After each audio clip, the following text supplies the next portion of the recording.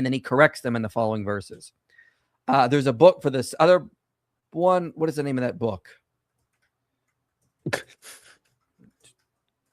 It's the book is like it's got a here's the book. I Suffer Not a Woman, rethinking 1 Timothy 2:11-15 in light of ancient evidence. And they point out, yeah, that's probably been horribly mistranslated.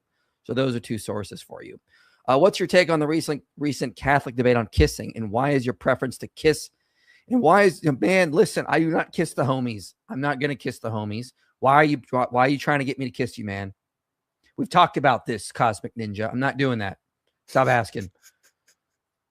Hey, Thanos, still looking for an IP Academy editor. I think I sent in my portfolio late. God bless. What is this about? What are you doing? What have you been up to? Nothing. Don't worry about it, Mike.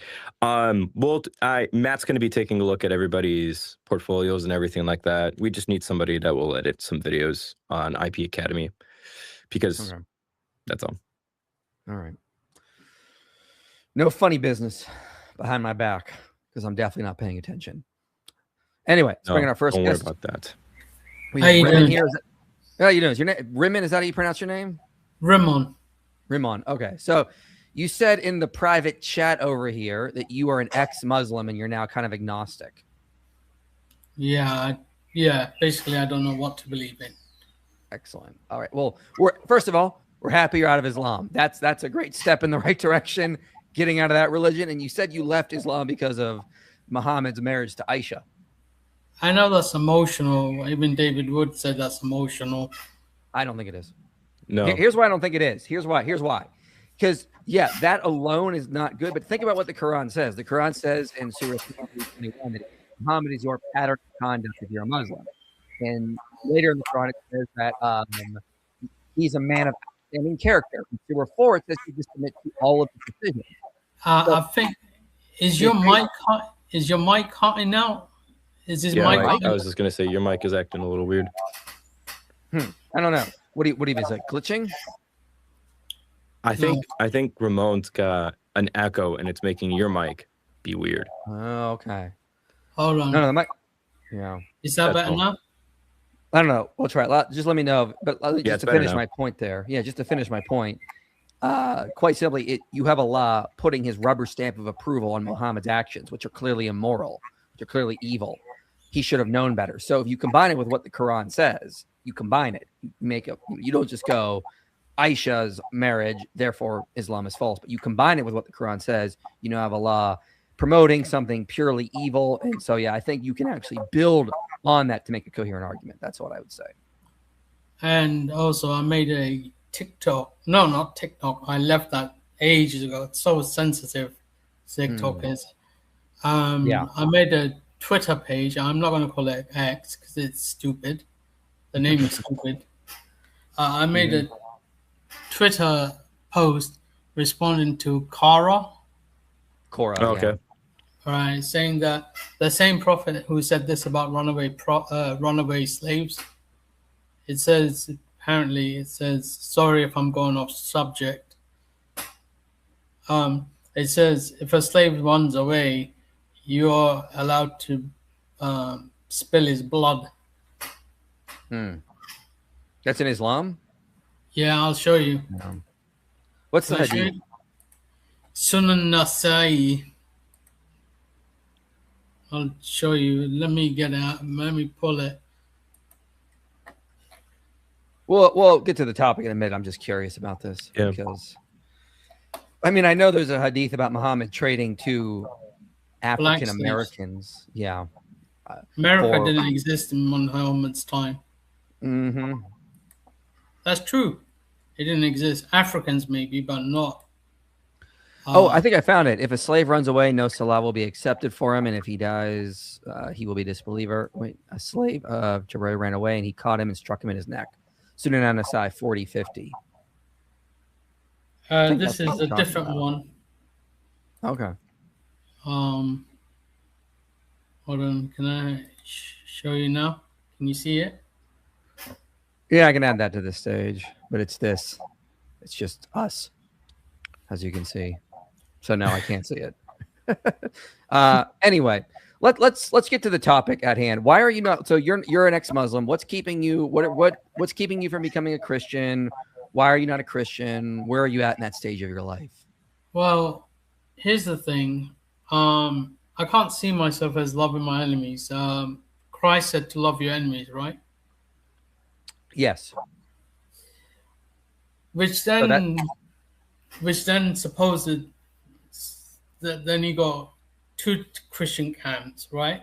One who says self-defense is not allowed because Christ says to love your enemies. And I know you're going to quote a verse that says Christ said to buy a sword. No, I'm not going to quote that because that's not what that's about. That's about fulfilling prophecy. It has nothing to do with self-defense. And then you got other camps that say self-defense is allowed.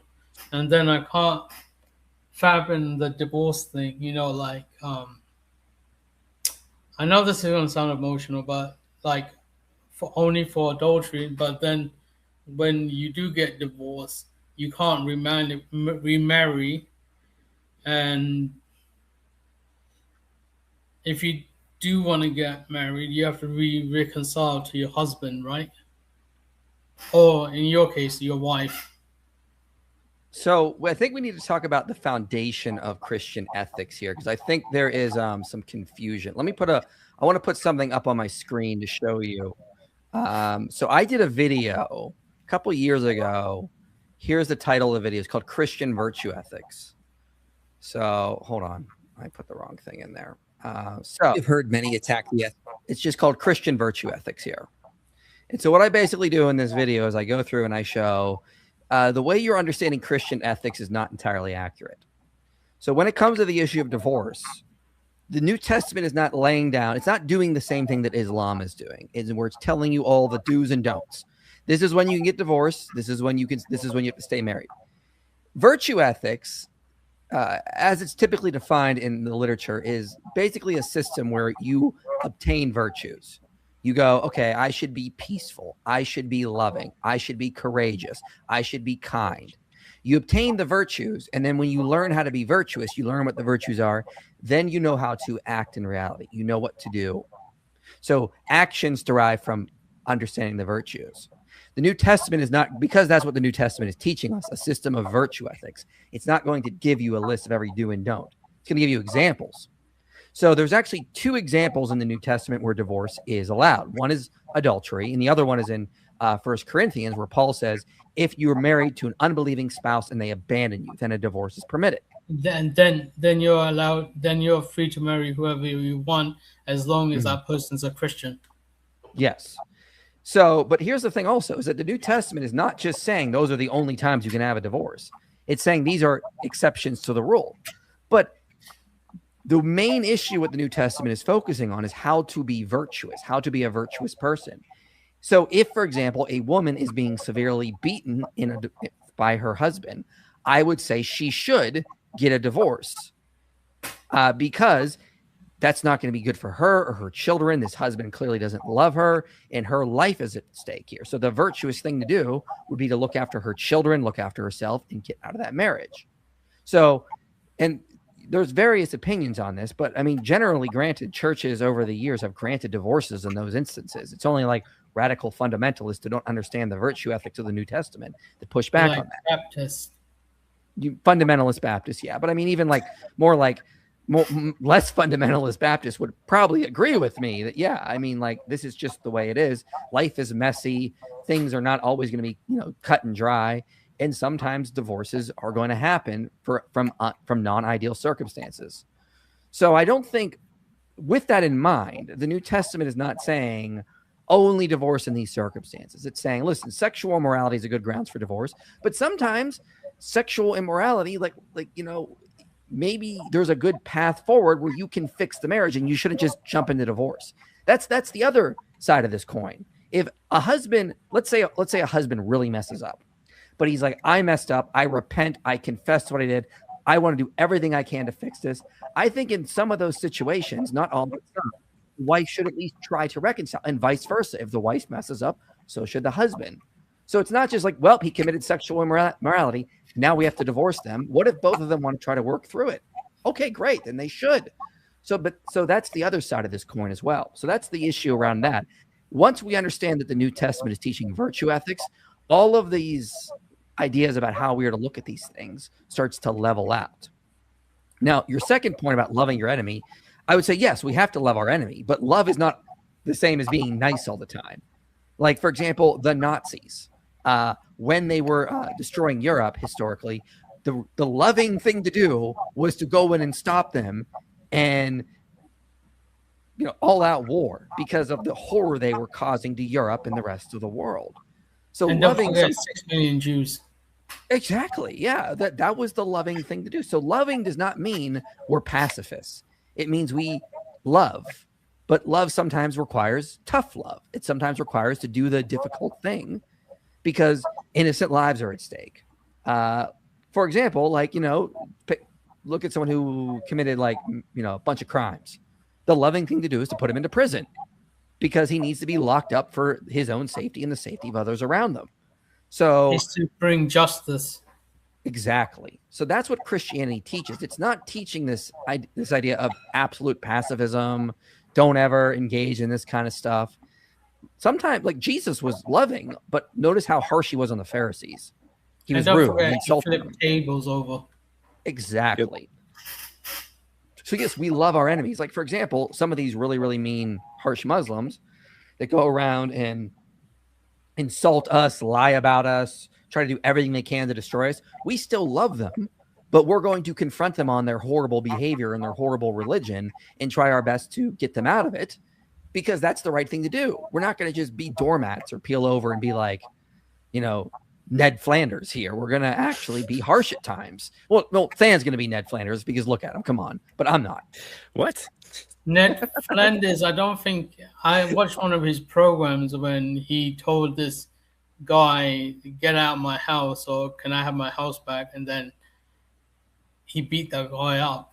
Mm-hmm. Well, yeah, there's a good example. Love manifests in many different ways. So I think that would the way I would answer what you were kind of bringing up there as to what Christianity is preaching. Also, I don't know if you know Bob the Builder.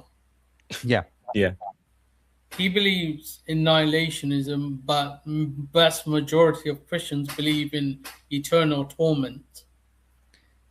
I got news for you. You're talking to annihilationists, so. Yeah, we both are. So, yeah, I can't fathom this without a loving God. If I were to be a Christian and believe in annihilation, I'll be called a heretic. We're not heretics. We're not called heretics by anybody. No. Here's the thing also is that I believe in a hell. I just think hell is the process of annihilation. That's what annihilates souls. So my view is that the doors of hell are locked from the inside. The only people that want to be there are the only people that are there are the people that want to be there because they've rejected God as their Lord. They want to build their own empires on themselves and their own egos. So hell is not a chamber that people are thrown into against their will like it is in Islam.